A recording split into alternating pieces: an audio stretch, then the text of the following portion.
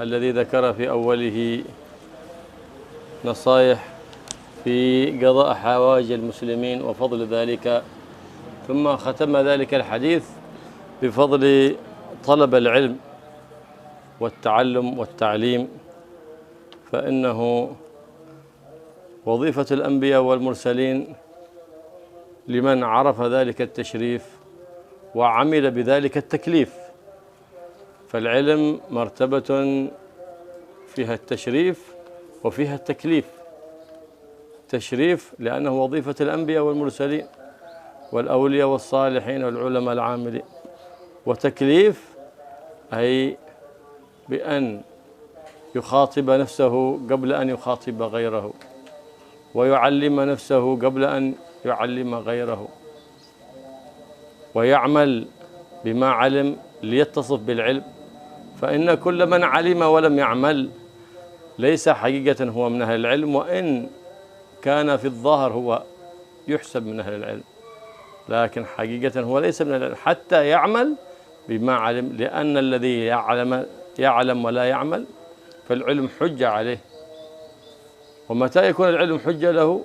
إذا عمل بما علم. فالله يرزقنا الإخلاص فيما نعلم وفيما نعمل، ويوفقنا للعمل بما نعلم، ويزيدنا علما ظاهرا وعلما باطنا وفقها ظاهرا وفقها باطنا، ويجعل العلم حجة لنا لا حجة علينا يا رب العالمين. Bismillahirrahmanirrahim. Alhamdulillahirrahmanirrahim. Wassalatu wassalamu ala sayyidina Muhammad wa ala alihi wa sahbihi ajma'in, amma ba'd. Kajian kita pada pagi hari ini adalah melanjutkan hadis ke-36 dari kitab Hadis Arba'in Nawawi. Kemarin di awal hadis ini diterangkan nasihat-nasihat yang menjelaskan tentang keutamaan membantu keperluan sesama muslim. Kemudian di akhir hadis ini ditutup dengan penjelasan tentang keutamaan belajar dan mengajar ilmu agama, mencari ilmu agama. Belajar ilmu agama, mengajarkan ilmu agama ini adalah sesuatu kemuliaan yang sangat besar, karena ini adalah di antara tugas utama para nabi dan para rasul. Cuman yang perlu kita perhatikan adalah bahwa ilmu agama, mengajar atau belajar ilmu agama ini memiliki dua sisi. Sisi kemuliaan dan sisi beban tanggung jawab. Orang yang memiliki ilmu agama, dia akan mendapatkan kemuliaan yang sangat besar dari Allah Subhanahu wa taala. Karena apa? Dia telah dikaruniai ilmu yang merupakan tugas dari para nabi, para rasul, para wali, dan orang-orang soleh, serta para ulama yang amilin. Tapi di sisi lain, dan ini sering terlupakan, ilmu agama. Orang yang memiliki ilmu agama, ini berarti memiliki beban tanggung jawab lebih dibanding orang lain yang tidak memiliki ilmu agama. Orang yang memiliki ilmu agama, ini tidak boleh sama di dalam amalnya dengan orang awam, orang biasa. Orang yang memahami ilmu agama, dia harus menghitopi diri sendiri, menceramai diri sendiri sebelum menceramai orang lain. Dia harus mengajari diri sendiri sebelum mengajari orang lain. Dia harus mengamalkan apa yang ia ketahui agar supaya dia betul-betul menjadi ulama, bukan hanya sekedar casing ulama. Kalau ilmunya hanya di lisan, berarti dia hanya casing ulama, tapi mesinnya nggak ada mesin ulama. Kalau ingin betul-betul menjadi ulama, harus mengamalkan ilmunya. Orang yang memiliki ilmu tapi tidak mengamalkan, maka ilmu itu akan menjadi hujah yang akan mencelakakan dia di hari kiamat nanti, waliyadzubillah. Ilmu itu akan menjadi hujah pembela, hujah yang akan membela pemiliknya nanti di hari kiamat kalau ilmu itu diamalkan. Karena itu kita memohon kepada Allah Subhanahu wa taala agar supaya kita dikaruniai ikhlas di dalam beramal, di dalam belajar, di dalam ilmu kita, dan semoga kita diberi taufik oleh Allah, pertolongan oleh Allah untuk bisa mengamalkan apa yang kita ketahui, dan semoga ilmu kita dijadikan ilmu yang bisa membela kita di hari kiamat nanti, bukan ilmu yang justru mencelakakan kita nanti di hari kiamat.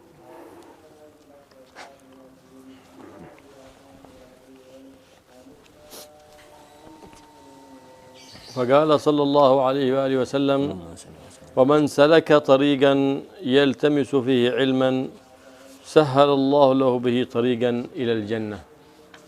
من سلك طريقا أي سلك أي قصد طريقا، سلك قصيدا طريقا أي دخل في طريق. أنت جالس، أنت سالك، أنت جالس في مجلس العلم فأنت سالك في طريق العلم، وأنت جالس تكتب وتصنف وتعلم أو تتعلم فأنت سالك، أي دخلت مدخلا تريد به وطريقا تسلكه لتكتسب به علما، سواء ذلك الطريق حسي وهو المشي المعلوم، أو طريق معنوي وهو الجلوس للتعلم والتعليم والتأليف والتصنيف وكل ما يجر بنفع للمسلمين من نشر هذه العلوم. وحيث أثني على العلم المقصود منها العلم الشرعي، فالعلوم كثيرة، في علوم شرعية وعلوم دنيوية. حيث أثني على العلم وفضل العلم في أحاديث النبي محمد صلى الله عليه وسلم وفي كلام الله سبحانه وتعالى، فالمقصود منه العلم الشرعي. وما هو العلم الشرعي؟ التفسير والحديث والفقه وأصولها. نعم. فمن سلك طريقا يلتمس به علما سهل الله له به طريقا إلى الجنة، أي لا تحصل له مشقة لدخول الجنة، ولا يرى أهوال القيامة ولا مشاق يوم القيامة، بل يكون طريقا سهلا، أي يقيض الله له أسباب التي تدخله الجنة، فلا يرى شيئا من أهوالها ولا يرى شيء. نعم. فمعنى أنه سهل الله أرشده الله إلى طريق الهداية وجنبه طريق الغواية بالعلم، وهذه هي طريق الجنة. إذا تجنب طريق الغواية وسلكت طريق الهداية هذه هي طريق الجنة. نعم. سهل الله. فمن أراد أن يسلك طريق الجنة فعليه بطلب العلم النافع.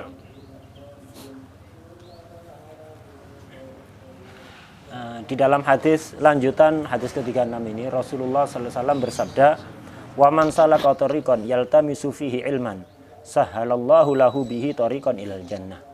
Siapapun yang berada di jalan, menuju jalan atau berada di jalan untuk mencari ilmu agama, maka Allah akan mempermudahkan bagi dia jalan menuju surga.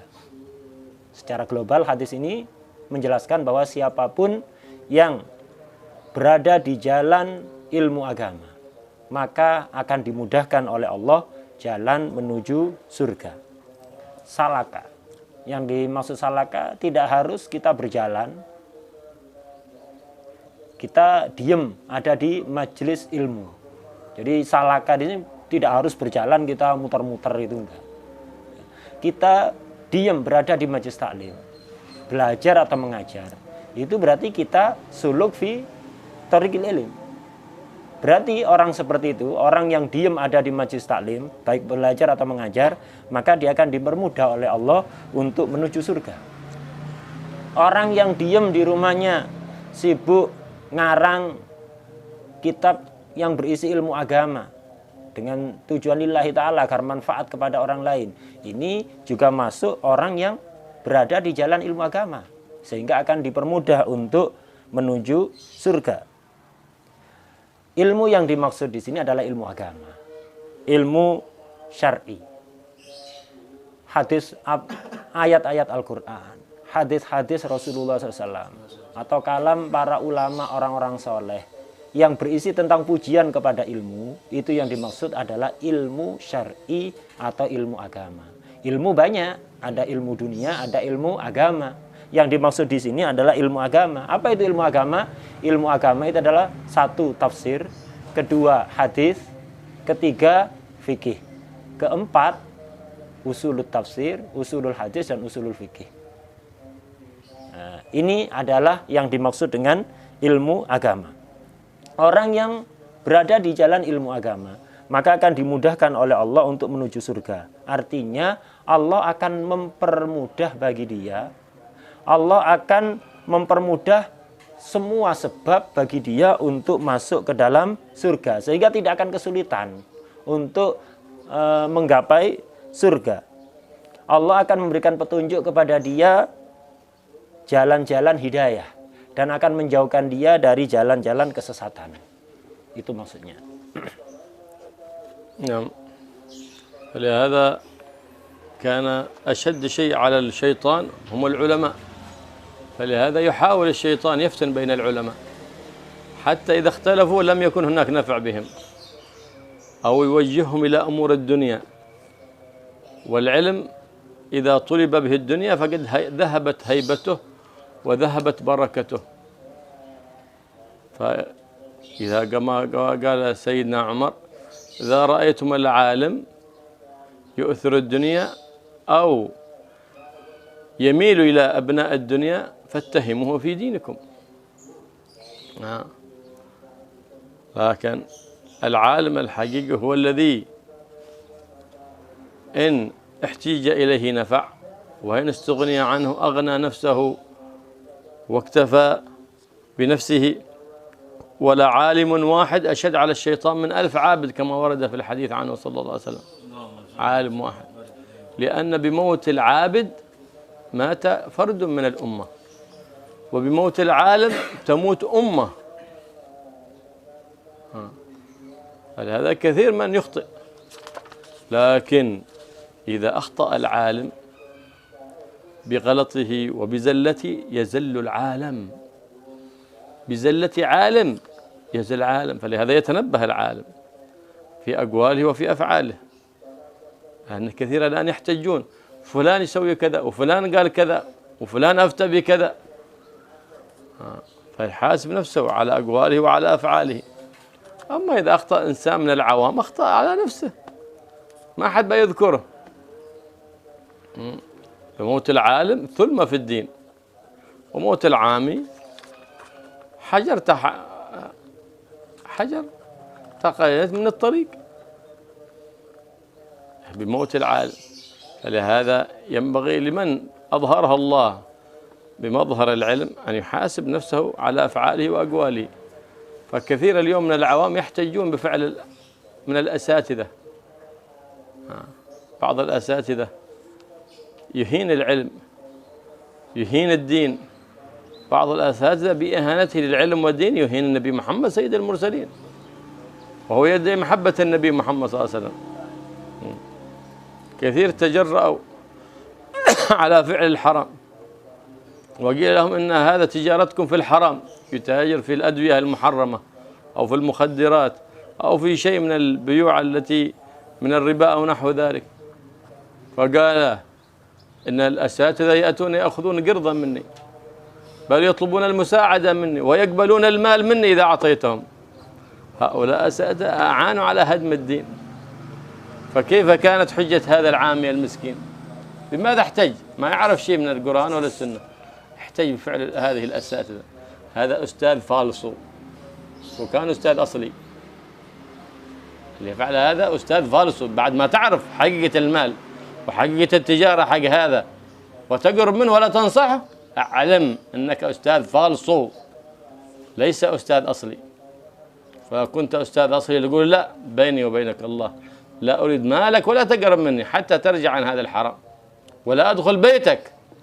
هذه مقاطعة شرعية، هذه تثاب على هذه المقاطعة.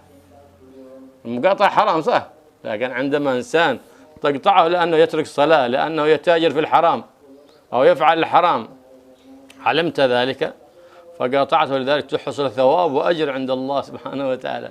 ما هو حرام، هذا أجر وثواب، لأنك غرت على شرع سيد الأحباب محمد صلى الله عليه وسلم. هكذا تعرف الأستاذ الأصلي والأستاذ الفالصو.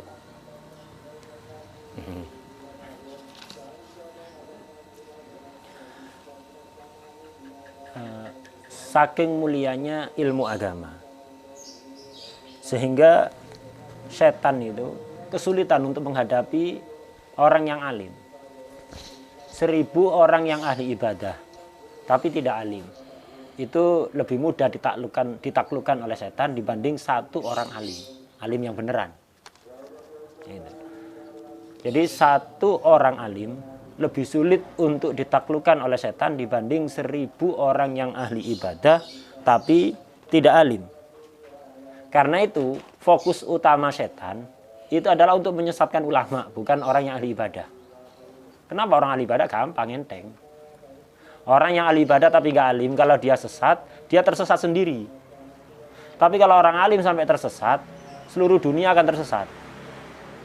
Akan banyak sekali orang yang tersesat, yang mengikuti dia.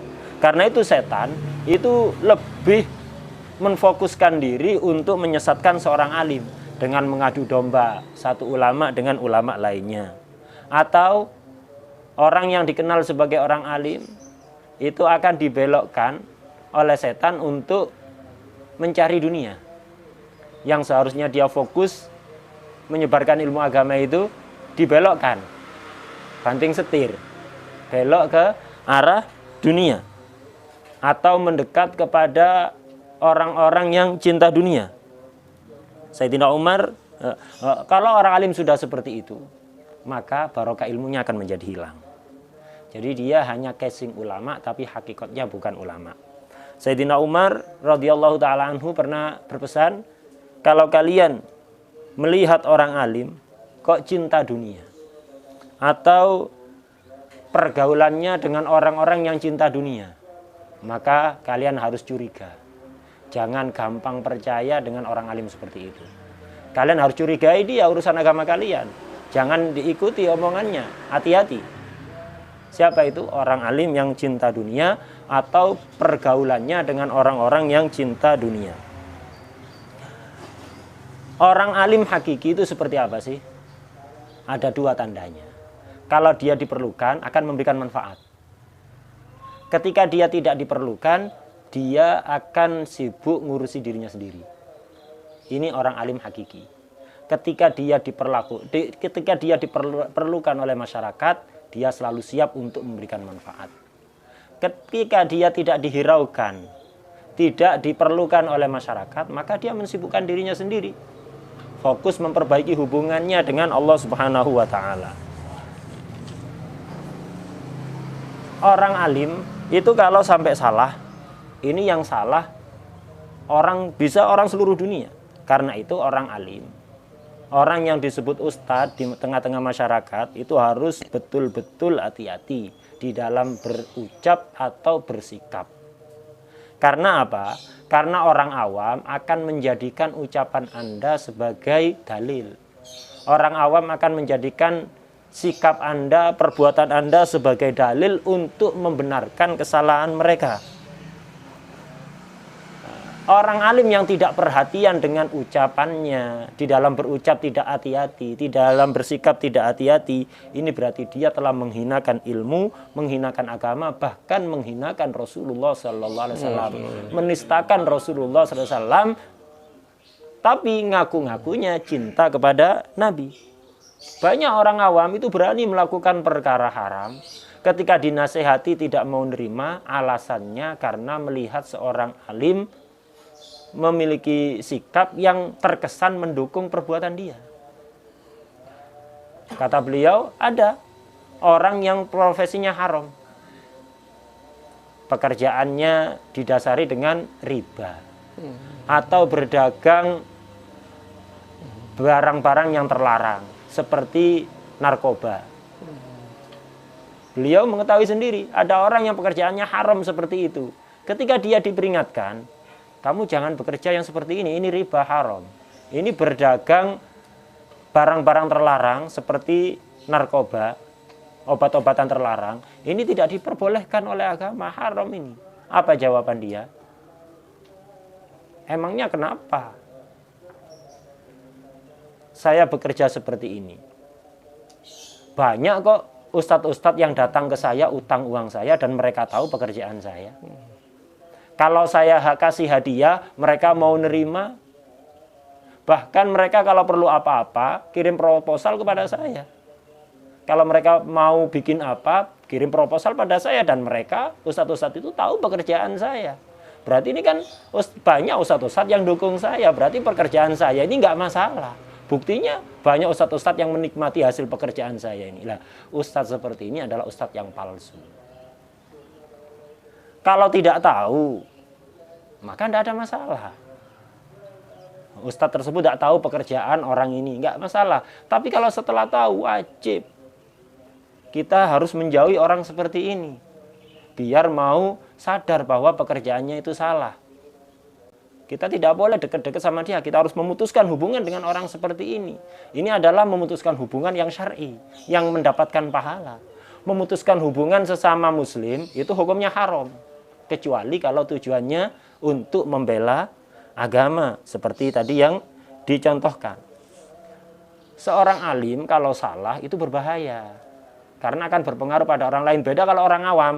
Orang awam salah dalam berucap atau bersikap, ya dia salah, dia sendiri, tidak diikuti oleh orang. Tapi kalau orang alim ini akan diikuti. Orang alim kalau meninggal itu akan membuka celah pada bangunan agama yang tidak bisa tertutupi. Tapi kalau orang awam yang meninggal, ibaratnya dia batu berserakan di jalan, kemudian hilang gitu aja. Nggak ada ngefek apapun ke dalam agama. Tapi kalau orang alim, ini efeknya sangat besar kepada agama. وقد ورد في الحديث عنه صلى الله عليه وسلم أن الملائكة تضع أجنحتها لطالب العلم للظن بما يصنع. هل هو ذلك الوضع حقيقي أو مجازي، أو أن الاستغفار أن الملائكة تستغفر له؟ قال بعضهم لا، هو وضع حقيقي. وقد ذكر بعضهم قصة في ذلك، أنه رأى بعض المستهزئين أحد من طلبة العلم يسرع في مشيه ليدرك مجلس العلم، فقال له استهزاء: رويدك أنك تكسر أجنحة الملائكة، إشارة لهذا الحديث. قال ذلك استهزاء لا إيمانا بحديث النبي محمد صلى الله عليه وسلم، فكشف له الحجاب حتى رأى ذلك الطالب يمشي على أجنحة الملائكة، فما تحمل رؤية ذلك فجن من حينه، وعاش بقية عمره مجنونا والعياذ بالله. استهزاء بحديث النبي محمد صلى الله عليه وسلم. فهو على معنيه وضع حقيقي ووضع مجازي، بأن الملائكة تستغفر له، لأنه يمشي على الأرض والأرض تستغفر له، والملائكة تستغفر. ليه؟ لأنهم يفرحون بصنعه ذلك وبعمله ذلك. فصاحب العلم يمسي ويصبح مغفورا له، ما عليه إلا أن يصدق ويخلص نيته لله سبحانه وتعالى بطلب العلم النافع الذي يزيده مراقبة لله سبحانه وتعالى. نعم. فلهذا ورد عنه صلى الله عليه وسلم أنه يوزن مداد العلماء ويوزن دم الشهداء، فيرجح مداد العلماء على ميزان على دم الشهداء، حتى يود أقوام استشهدوا في سبيل الله أنهم يبعثوا مع العلماء بفضل العلم. فضل العلم عظيم. قال الله سبحانه وتعالى: شهد الله أنه لا إله إلا هو والملائكة، وثلث بمن؟ بأولي العلم. قال: وأولو العلم قائما بالقسط. ثلث بأولي العلم. شهد الله أنه لا إله والملائكة، ثم قال: وأولو العلم، ثلث بأولي العلم. هذا هو العلم الذي به شرف الدنيا وشرف الآخرة. فمن آذى العلماء فقد آذى الله وبارز الله بالحرب والعياذ بالله. فلهذا يقول الإمام الشافعي: من أبغض العلم فلا خير فيه. فلا ينبغي أن يكون صديقا لك ولا بينك وبينه أي معاملة، فإنه لا خير فيه، يعني انتفت عنه الخيرية كلها، ما في خير أبدا. كما قال سيدنا الشيخ الولي الكبير العالم النحرير: فضل با فضل، من لا يحب أهل البيت ما في خير. قال: قلت كلمة حمدت الله عليها، خرجت على لساني: من لا يحب أهل البيت ما في خير. إيه معنى ما في خير؟ لا ينبغي أن يكون جليسا لك ولا صديقا لك ولا زميلا لك، ولا بينك وبينهم معاملة أو صداقة أو مجالسة، أو محبة من باب أولى، لأنه لا خير فيه، لا في الدين ولا في الدنيا ولا في الآخرة والعياذ بالله. كل من يبغض أهل البيت ويبغض العلم وأهل العلم لا خير فيه أبدا. الله يسترنا بستره الجميل. نعم. ولهذا ذكر العلماء الفضل في العلم وفي أهل العلم. فأنت ورد في الحديث أن من جاء إلى باب عالم أعطاه الله بكل خطوة يخطوها إلى بيت عبادة سنة. فضل عظيم، فضل عظيم من المولى الكريم سبحانه وتعالى. لكن الناس عزفوا في هذا الزمان عن العلم النافع وعما فيه أجر في الآخرة، وذهبوا إلى علم لا يسمن ولا يغني من جوع، ورأيتهم جمعوا بين ذاك وذا، وجعل له وقتهم لتعلم علوم الدنيا ووقت لتعلم علوم الدين. لا بأس يتعلم العلم الواجب الضروري عليه، ما هو لازم يقع عالم ولا مفتي له، لكن يتعلم الواجب. أما أن تذهب للمدارس التي لا فيها علم دين ولا قرآن وتهمل دينك وقرآنك وثم تقول أنا أتعلم، تتعلم فين؟ إنما العلم الذي تفخر به في الدنيا والآخرة والذي يقربك من الله. تعلمت علم الدنيا فذاك حرفة لا بأس، لكن لا تهمل علم دينك الذي به نجاتك في دنياك وفي آخرتك.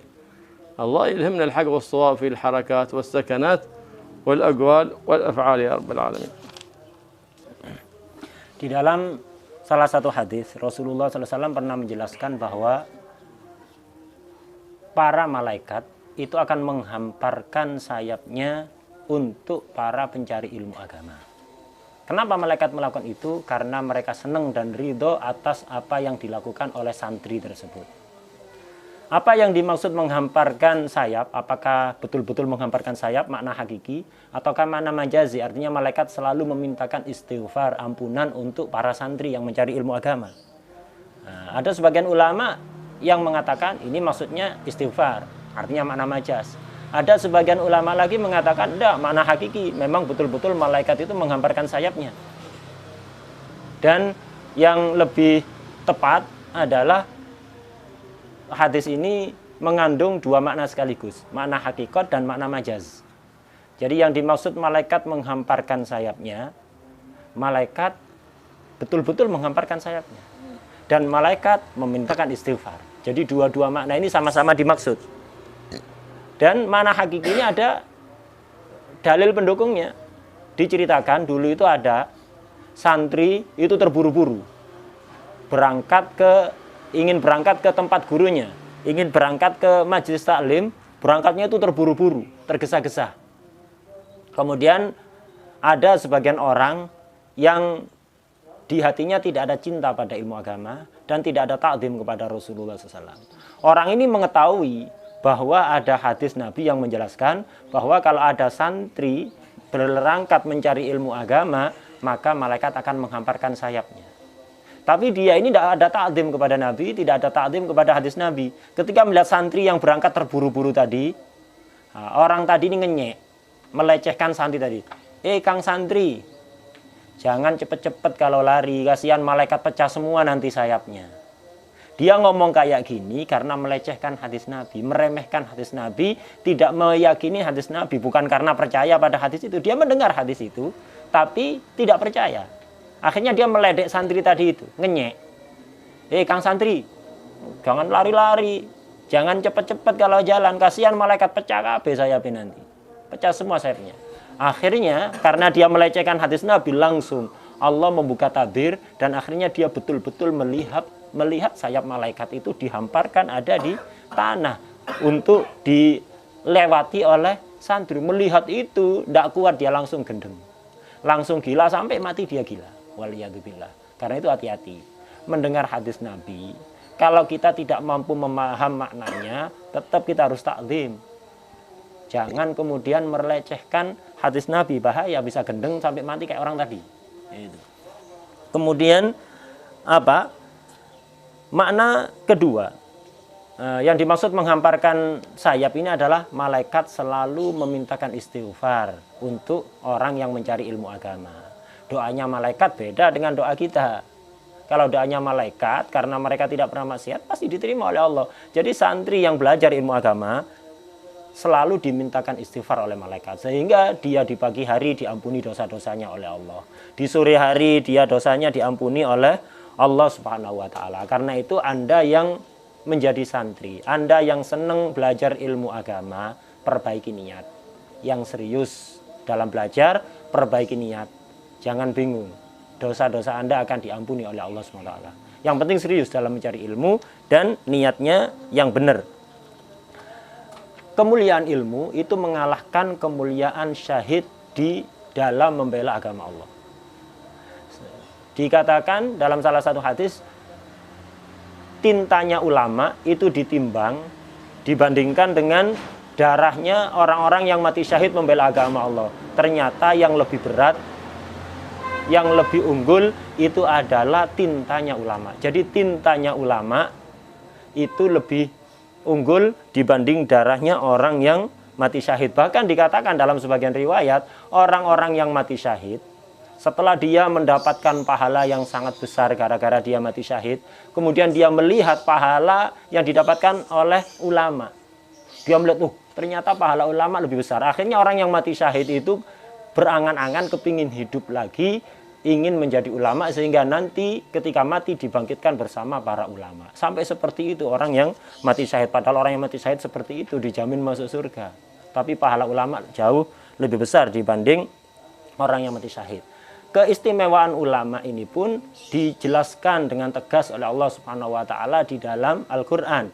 Di dalam Al-Quran Allah berfirman, syahidallah annahu la ilaha illahu wal malaikatu wa ulul ilmi qa'iman bil qist.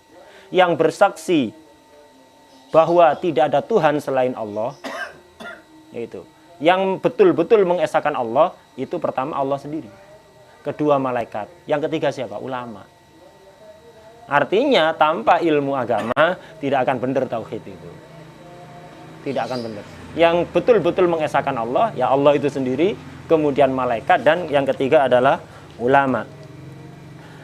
Siapapun yang menyakiti ulama, mengganggu ulama, berarti dia telah menyakiti Allah, dan berarti dia nantang perang kepada Allah Subhanahu wa Ta'ala. Imam Syafi'i radhiyallahu ta'ala anhu pernah berkata, siapapun yang benci ilmu agama, siapapun yang tidak suka pada ulama, maka tidak ada kebaikannya sama sekali. Karena itu jangan ada hubungan antara kita dengan orang itu. Hubungan apapun, hubungan pertemanan, apalagi hubungan cinta, hubungan bisnis, atau hubungan apapun, jangan ada hubungan dengan orang yang benci kepada ilmu agama. Kenapa? Tidak ada kebaikannya sama sekali.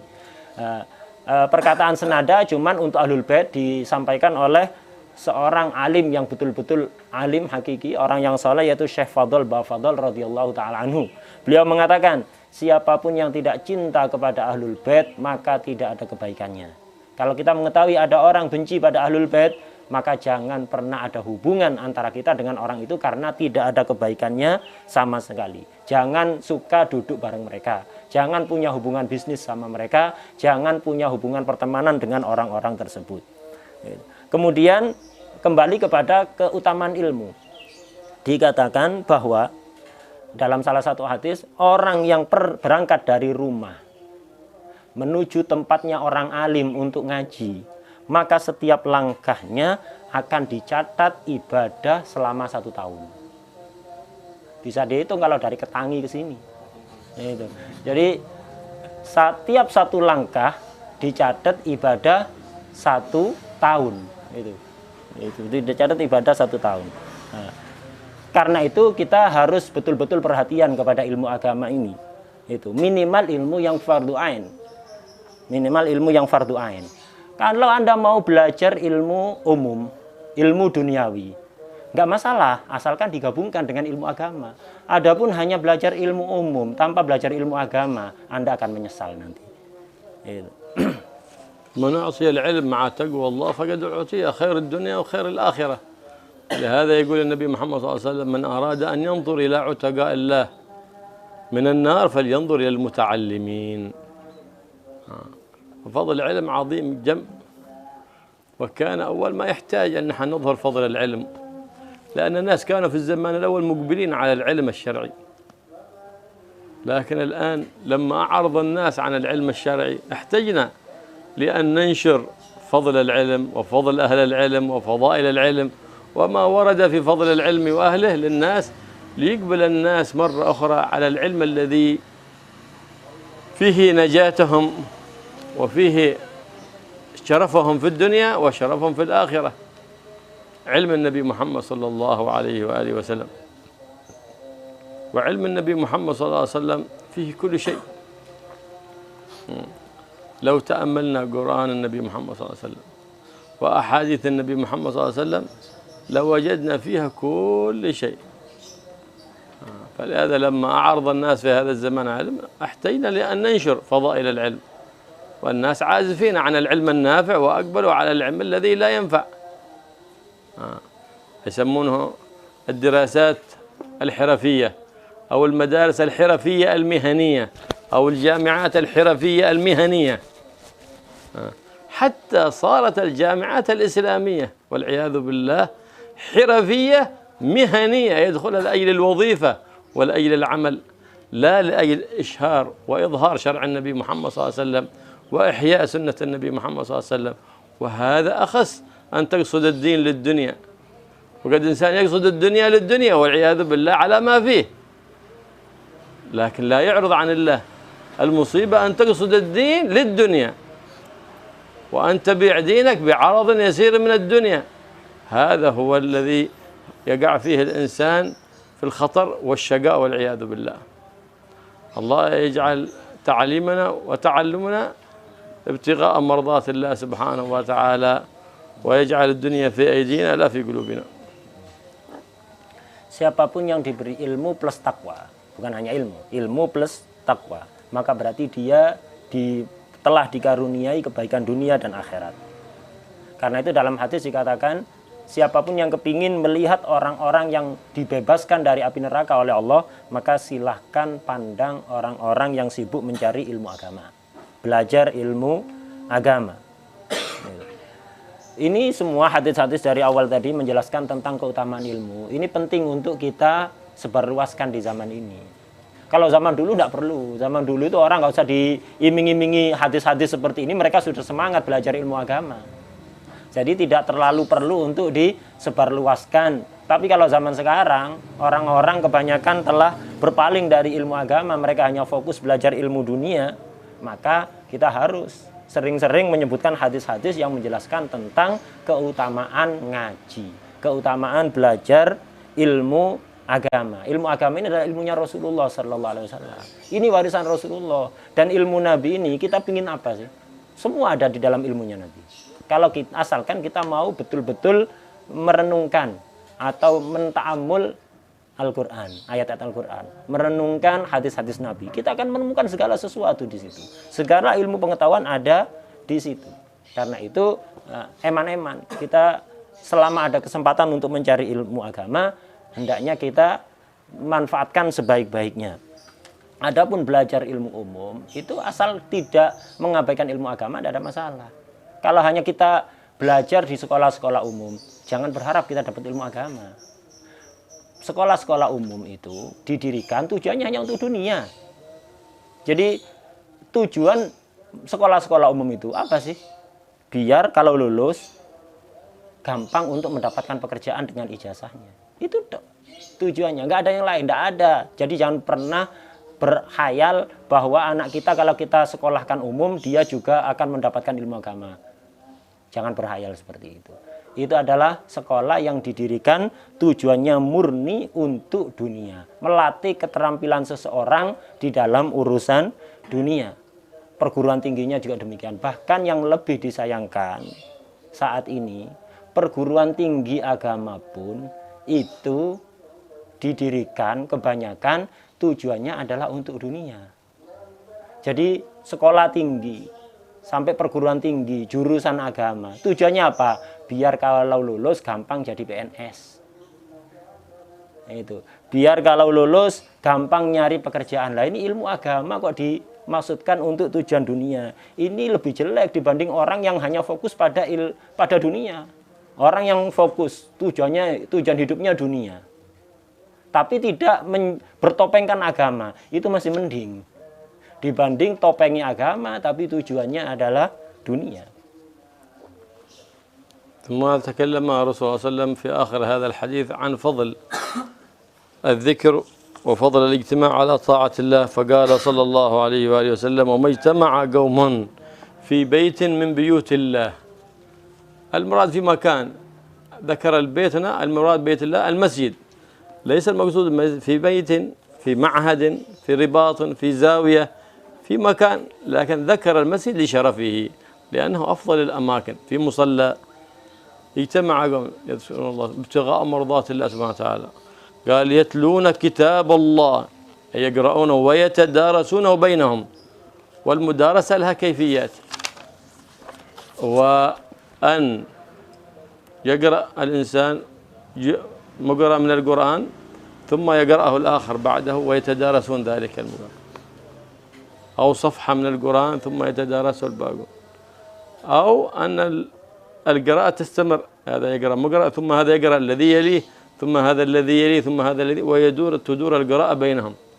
هذه هي المدارسة للقرآن، إما أن يقرأ ما قرأه الأول أو يقرأ مقرأ الذي يليه حتى يتم ختم القرآن كما عليه عمل السلف الصالح، فإنهم قسموا القرآن إلى أجزاء وإلى أسباع فيختمونها، منهم من يختمه في كل شهر، منهم من يختمه في كل أسبوع، وهو أكثر عمل السلف على ذلك، جزأوه إلى أسباع ليختموه في كل أسبوع مرة واحدة. فهكذا يتدارسون القرآن، كانوا يتعهدونه، لأن الدراسة الأصل الشيء التعهد للشيء، دارسته إذا النبي صلى الله عليه وسلم كان يدارسه وجدنا جبريل في رمضان القرآن كله، فلما كان العام الذي انتقل فيه للرفيق الأعلى دارسه القرآن مرتين. التعهد الشيء يتعهده، يعني الدراسة يعني التعهد للشيء. فعلم النبي محمد صلى الله عليه وسلم أن ذلك العام هو عام الانتقال إلى الرفيق الأعلى، لأن جبريل في كل رمضان يدارسه مرة واحدة، إلا في العام الذي انتقل فيه للرفيق الأعلى فدارسه القرآن مرتين. نعم. ومدارسة القرآن المقصود منها القرآن أو علم القرآن، تفسير، حديث، هذا كله من علم القرآن. فمجلس العلم هذا من مجالس الذكر ومجالس الطاعة ومجالس القرآن. نعم. وهكذا كان عليه عمل السلف، أسسوا الحلقات لمدارسة القرآن في المساجد بين المغرب والعشاء وقبل الفجر أو بعد الفجر، هذه مجالس مدارسة القرآن، لا يعارضها ذاك في وقت، ما هو وقت عزومة ولا وقت شيء. كانوا حريصين على عمارة ما بين المغرب والعشاء بتلاوة القرآن وما قبل الفجر، لقوله تعالى: إن قرآن الفجر كان مشهودا. يتلون القرآن، يجعلون لهم نصيب من قراءة القرآن قبل الفجر. نعم. أو بعد الفجر إذا لم يستطع قبل الفجر. فعلى كل حال ينبغي لكل مؤمن أن يجعل له وقت في تلاوة القرآن، ولو قدرا يسيرا، جزء أو نصف جزء في اليوم، حتى يمضي عليه الزمن. ما هو قراءة القرآن في رمضان فقط، لا، في رمضان وفي غير رمضان ينبغي لك أن تراجع القرآن وأن تتدارس القرآن، وهكذا. إيش ما هو ثوابه، ما هو العطاء العظيم. أخبر عنه الرؤوف الرحيم صلى الله عليه وسلم، قال: إلا نزلت عليهم السكينة الطمأنينة والوقار، يخلق الله ذلك الاطمئنان في قلوبهم من سكينة ووقار. ألا بذكر الله تطمئن القلوب. ألا هنا تحس برضا الله ورضوان الله على أولئك العباد بنزول الطمأنينة على قلوبهم، يستشعرون برضا الله عنهم. وغشيتهم الرحمة، عمتهم الرحمة من كل الجهات، حتى استوعبت لهم ذنوبهم فغفر الله لهم ذنوبهم. وحفتهم الملائكة، أحاطت بهم الملائكة، أي ملائكة الرحمة، وطافت حولهم. لماذا تطوف الملائكة؟ تحب أن تسمع القرآن، لأن عبادة القرآن وتلاوة القرآن ما أعطيتها الملائكة، أعطيتها أنت أيها المؤمن. فالملائكة لم تتعبد بتلاوة القرآن، لهذا من شوقهم لكلام الله يحبون أن يستمعوا كلام الله من عباد الله المؤمنين، فلهذا يحيطون وتغشاهم ويحفون، بغوا يسمعون كلام الله. فالبيت الذي تتلى فيه كالقرآن تحط به الملائكة وتحف به الملائكة، لهذا قال وحفتهم الملائكة. فإذا حفتهم الملائكة صاروا حراس، يمتنع الشيطان، ما يقدر يدخل الشيطان الآن، لأن حواليه لا ذلك المجلس الملائكة. وذكرهم الله في من عنده، أي أثنى الله سبحانه وتعالى عليهم وباهى بهم ملائكته وأرواح الأنبياء والمرسلين عند الله، يباهي بهم في الملأ الأعلى أولئك الطالعين من عباده سبحانه وتعالى. فالعندية لما قال وذكرهم الله في من عنده، فالعندية هنا عندية مكانة لا مكان. المكان يستحيل على الله والزمان يستحيل على الله، أي عند الله بمن عنده، أي عندية المكانة، أي من لهم مكانة وشرف عند الله يباهي الله بهم الملائكة من الأنبياء والمرسلين والشهداء والصالحين، أرواحهم عند الرحمن الرحيم يباهي الله سبحانه وتعالى بأولئك الطائعين، أولئك العباد المحبوبين عند رب العالمين سبحانه وتعالى.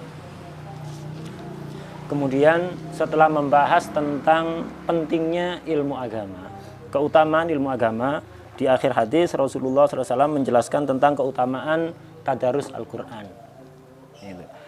Di dalam hadis ini beliau bersabda, wa majtama'a qaumun fi baitin min buyutillah yatluna kitaballah wa yatadarrasunahu bainahum illa nazalat alaihimus sakinah wa ghasyiyatuhumur rahmah wa haffathumul malaikah wa dzakarahumullahu fi man indah. Tidaklah berkumpul sekelompok orang di dalam satu tempat min baitillah. Ngapain? Untuk membaca kitabullah Al-Quran, bertadarus di antara mereka, kecuali pasti akan turun kepada mereka ketenangan.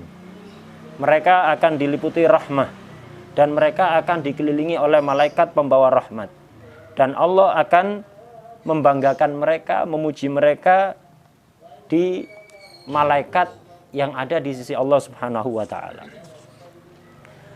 Tidaklah berkumpul, hadis ini dikatakan tidaklah berkumpul sekelompok orang, satu kaum di Baitullah.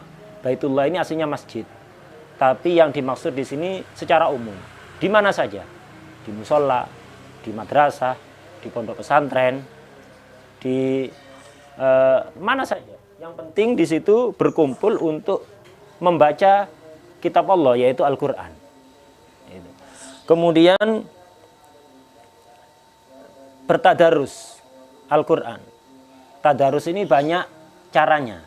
Ada tadarus itu satu orang baca satu mukro. Setelah selesai satu mukro atau satu lembar, ganti orang kedua. Baca ayat yang sama, mukro yang sama, halaman yang sama. Ganti orang ketiga, baca halaman yang sama, mukro yang sama. Ini salah satu model tadarus. Yang ini jarang kita lihat ada di daerah kita. Ada tadarus model kedua. Satu orang baca satu mukro atau satu halaman. Selesai, ganti orang kedua, baca mukro berikutnya atau halaman berikutnya. Ganti orang ketiga, baca mukro setelahnya lagi atau halaman setelahnya lagi. Dan ini yang banyak kita lihat di daerah kita, dan ini yang diamalkan oleh salaf ada di Hadramut sana. Para ulama salaf soleh seperti itu, bertadarus Al-Quran dengan ya gitu, satu orang baca satu mukro, saya itu ganti orang kedua baca mukro berikutnya, ganti orang ketiga baca mukro berikutnya, terus seperti itu. Para salaf di Hadramut sana membagi Quran itu kebanyakan menjadi 7. Jadi setiap malam itu mereka tadarus 2 kali biasanya, antara maghrib sampai isya dan sebelum subuh. Mereka sudah bangun pergi ke masjid untuk tadarus. Ini diantara kebiasaan para ulama salaf sampai sekarang ada di Hadramut. Jadi Quran itu dibagi 7 bagian. Jadi masing-masing sepertujuh Al-Quran. Sepertujuh itu khatam setiap malam. Jadi setiap 1 minggu sekali pasti khatam Al-Quran. Jadi setiap 1 minggu sekali tadarus itu khatam. Mereka tadarusnya 2 kali antara maghrib sampai isya dan sebelum subuh. Kenapa ditaruh di waktu itu? Karena ini waktu yang mulia. Dan di sana nggak ada orang bikin acara pada maghrib. Itu nggak ada. undangan pada maghrib, itu nggak ada. Karena mereka apa? Sangat perhatian waktu ini jangan sampai digunakan untuk hal-hal yang menyibukkan diri dari ibadah kepada Allah. Jadi waktu antara maghrib sampai isya betul-betul dijaga untuk ibadah pada Allah. Dan mereka biasanya kumpul di masjid-masjid sekitarnya untuk bertadarus Al-Quran. Dan nanti menjelang subuh, tidak ada orang bikin acara menjelang subuh, itu tidak ada. Mereka menyibukkan diri untuk bertadarus Al-Quran. Setiap 1 minggu sekali khatam. Atau ada orang lain yang membagi Al-Quran menjadi per juz. Jadi setiap hari tadarus 1 juz. Setiap bulan sekali khatam. Karena itu kita harus juga berusaha meniru apa yang mereka lakukan. Kalau nggak bisa semalam itu tadarus sepertujuh Al-Quran, ya minimal 1 juz. Nggak bisa 1 juz, setengah juz. Jadi harus ada waktu khusus untuk baca Al-Quran. Baca Quran itu nggak nunggu Ramadan.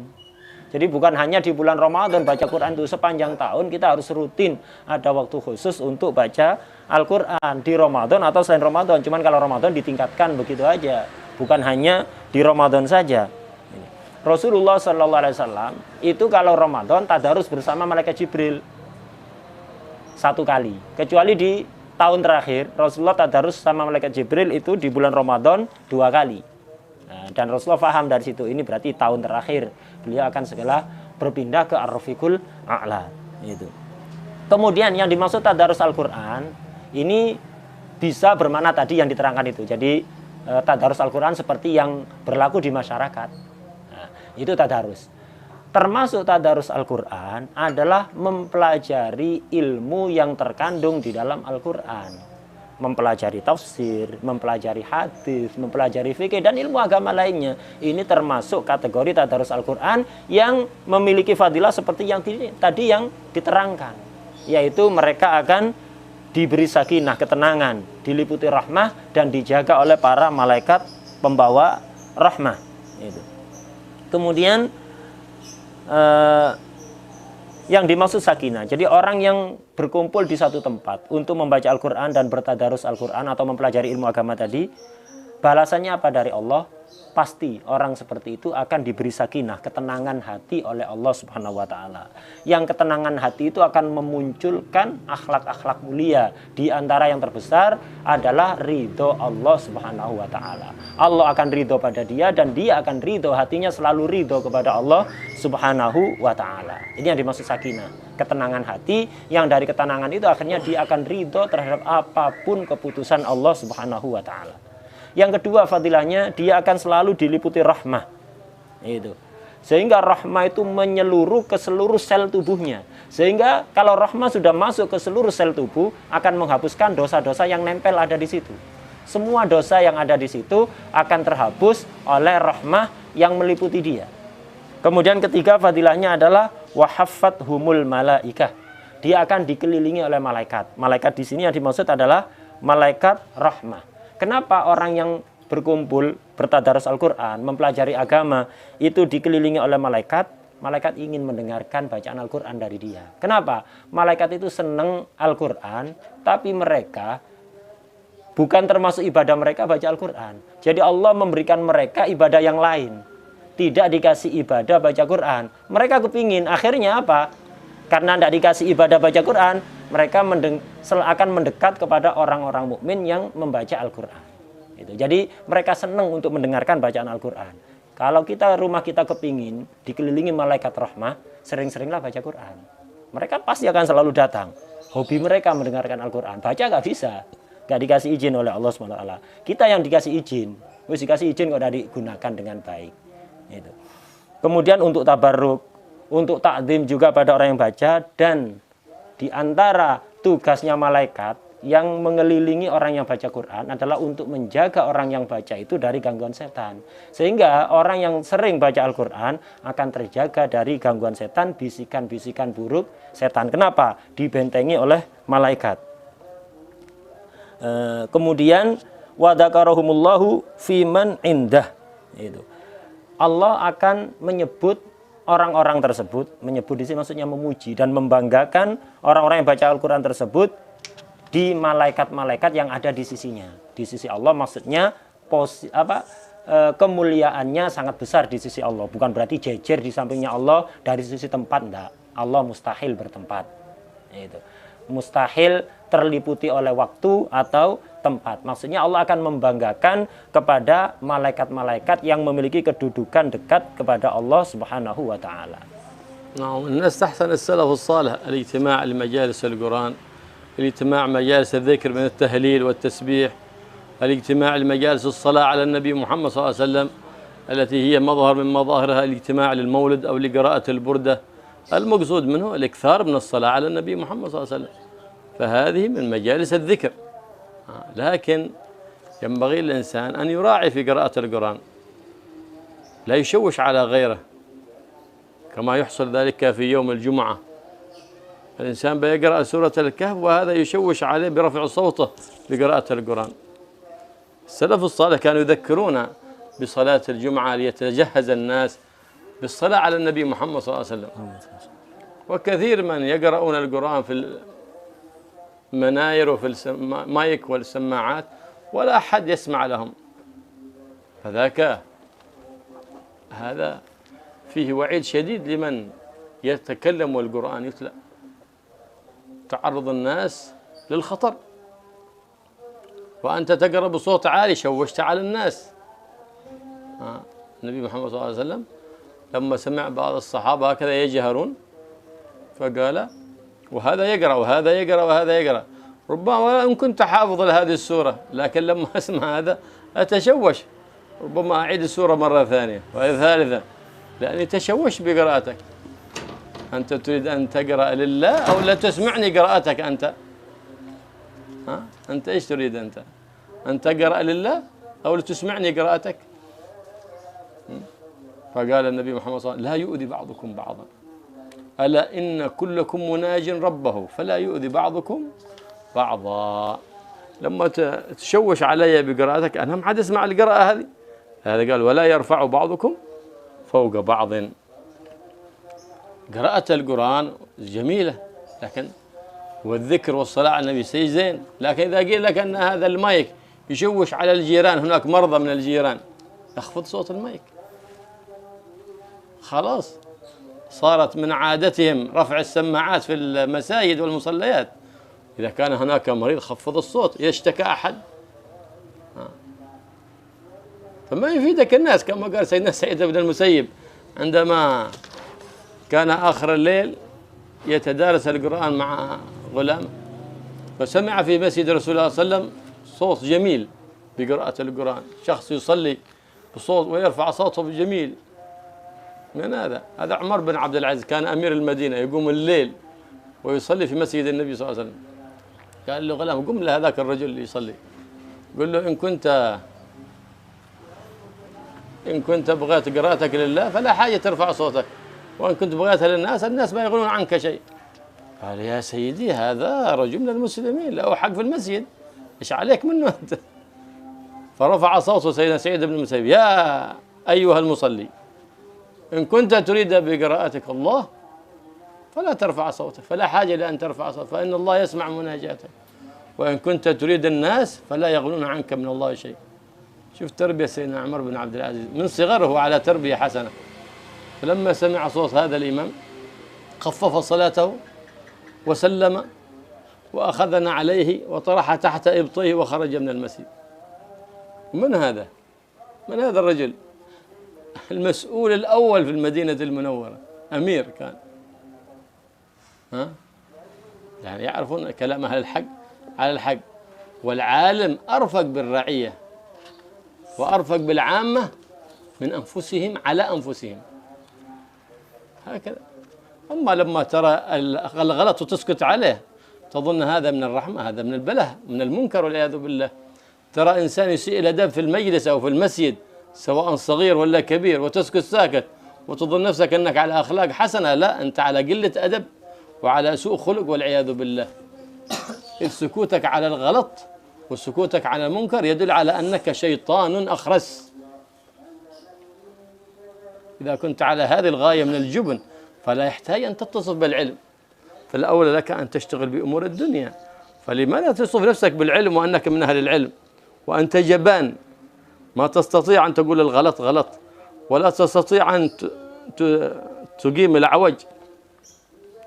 وليس إقامته من شغل، لكن التنبيه على ذلك عليك. من استمع لكلامك خير وبركة، ما استمع لكلامك أديت اللي عليك أنت. إنك لا تهدي من أحببت، لكن تبين ذلك يا أخي، شوف هذا يفعله حرام كذا كذا كذا كذا، استمع لكلامي خير وبركة، ما استمعت لكلامي خلاص أنت على نفسك بعد ذلك، أديت له، أقمت الحجة بينك وبين الله سبحانه وتعالى. هكذا كانت سيرة السلف الصالح رضي الله تعالى عنه.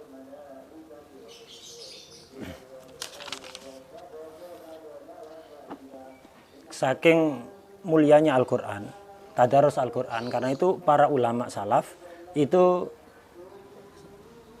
banyak mengadakan perkumpulan-perkumpulan untuk tadarus Al-Quran, untuk zikir bersama, untuk bersolawat kepada Rasulullah SAW, baik itu maulid atau pembacaan burdah atau apa saja, yang penting intinya adalah memperbanyak salawat kepada Rasulullah SAW. Cuma yang perlu diperhatikan ketika kita melakukan zikir bersama, baca Quran bersama, jangan sampai apa yang kita lakukan itu mengganggu orang lain. Baca Quran silahkan, keraskan suara asal tidak mengganggu, tidak ada masalah. Jangan saling mengganggu. Seperti kita temui misalnya di tempat-tempat ziarah kubur, satu sama lain saling keras-kerasan suara, semua merasa terganggu.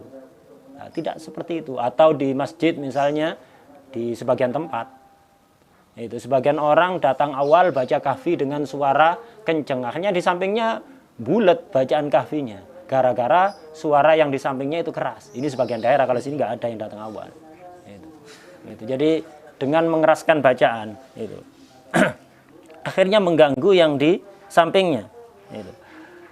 Kemudian ulama atau sebelum Jumatan, menjelang Jumatan biasanya sebagian orang baca Al-Quran, menjelang Jumatan baca Quran dengan suara kenceng pakai mic, atau muter MP3 Al-Quran dengan suara kenceng. Ini kalau mau didengarkan bacaan Qurannya bagus, tapi kalau hanya baca Quran dengan suara kenceng atau muter MP3 dengan suara kenceng tanpa ada yang menyimak bacaan tersebut, ini khotor azim, bahaya sangat besar. Kenapa? Ada ancaman sangat keras dari Rasulullah SAW bagi orang yang tidak menyimak bacaan Quran. Yang salah siapa? Anda yang muter MP3 Al-Quran. Kalau kira-kira Anda mau memperhatikan, menyimak bacaan itu, dan ada orang-orang yang siap menyimak bacaan itu, silahkan. Tapi kalau sekiranya tidak dipedulikan oleh siapapun, muni-munio kono karepe dhewe, sakarepmu, muni-munio, tidak ada yang menyimak, ini bahaya. Orang yang mendengar kemudian tidak menyimak itu akan mendapatkan ancaman yang sangat berat. Mendengar bacaan Quran tapi tidak disimak, ancamannya sangat berat. Siapa yang menjadi sebab? Nah, adat para salaf itu sebelum Jumatan, menjelang Jumatan, untuk mengingatkan masyarakat agar bersiap-siap berangkat lebih awal ke masjid di hari Jumat, itu pakai sholawat, bukan pakai Al-Quran. Kalau sholawat masih mending, kalau Al-Quran ini bahaya kalau nggak disimak.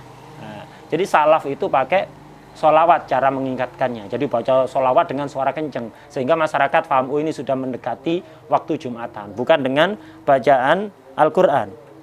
Itu. Mengeraskan bacaan Al-Quran ini sekali lagi kalau sampai mengganggu maka tidak baik. Dikatakan oleh Rasulullah SAW dalam salah satu hadis, ala innakullakum munaji rabbihi. Setiap kalian itu munajat kepada Tuhannya. Karena kalian sedang bermunajat dengan bacaan Al-Quran itu, fala yu'dhi ba'dukum ba'dha. Jangan satu di antara kalian mengganggu yang lainnya. Wala yarfa'u ba'dukum ala ba'd. Dan jangan satu di antara kalian mengangkat suara di atas temannya, mengganggu orang lain. Itu. Baca dengan mic gak apa-apa, tapi kalau ada pengaduan dari sebagian tetangga, mereka merasa terganggu karena ada keluarganya yang sakit misalnya, merasa terganggu dengan suara keras Anda, maka ya harus dipelankan suaranya. Itu. Kemudian dikisahkan dulu itu waktu di zaman Sayyidina Sa'id bin Al-Musayyib. Sayyidina Sa'id bin Al-Musayyib ini pernah suatu ketika malam hari berjalan sama budaknya, mendengar di masjid ada Sayyidina Umar bin Abdul Aziz sedang sholat baca Quran dengan suara kencang. Sayyidina Umar bin Abdul Aziz waktu itu menjadi wali kota Madinah. Jadi beliau waktu itu masih belum menjadi khalifah tapi menjadi wali kota Madinah. tengah malam bangun, sholat di masjid, baca Al-Quran dengan suara kenceng. Ketika itu Sayyidina Sa'id bin Musayyib sedang lewat bersama pembantunya, bersama budaknya. Akhirnya kata Sayyidina Sa'id bin Musayyib, siapa ini? Malam-malam baca Quran dikencengkan, ganggu orang lain. Akhirnya beliau bilang pada budaknya, kamu kasih tahu itu orang yang sholat dengan suara kenceng, suruh melankan suaranya. Tapi budaknya protes. Budaknya protes, wahai tuanku, ini masjid kan tempat umum. Dia orang yang sholat di masjid punya jatah untuk memanfaatkan masjid. Ya udah biarkan saja dia baca Quran mau dengan suara keras terserah. Kenapa kita ganggu dia, kan dia juga punya hak untuk memanfaatkan masjid. Akhirnya nggak telaten Sayyidina Sa'id bin Musayyib mengangkat suaranya, beliau teriak, kamu yang sholat, kalau memang kamu baca Quran untuk Allah Subhanahu wa Ta'ala, udah pelankan suaramu, tidak ada gunanya ngeraskan suara. Tapi kalau kamu tujuannya pingin dipuji masyarakat, pingin didengar oleh masyarakat, masyarakat tidak akan memberikan manfaat apapun kepada kamu. Mendengar dawuhnya Sayyidina Sa'id bin Musayyib yang waktu itu menjadi tokoh ulama pada zamannya, Sayyidina Umar bin Abdul Aziz langsung, karena beliau siap dinasihati oleh siapapun. Walaupun beliau wali kota, penguasa Madinah saat itu, beliau langsung memelankan suaranya. Langsung. Karena ada yang nasihati, langsung memelankan suaranya. Dan setelah salam dari sholat, langsung beliau pulang, bawa sendalnya pulang ke rumah. Tanpa siapa tadi yang kurang ajar misalnya. Bentar teriak-teriak ngangkat suaranya kepada saya, nggak tahu saya ini siapa, enggak. Nah, ini tarbiyahnya Sayyidina Umar bin Abdul Aziz. Jadi sejak dini, sejak beliau masih menjadi wali kota, ditarbiyah dengan baik. Dan ulama di sekitarnya peduli. Ketika beliau dianggap melakukan sesuatu yang salah, maka langsung diingatkan. Ulama itu memang harusnya itu lebih sayang kepada rakyat dibanding pejabat.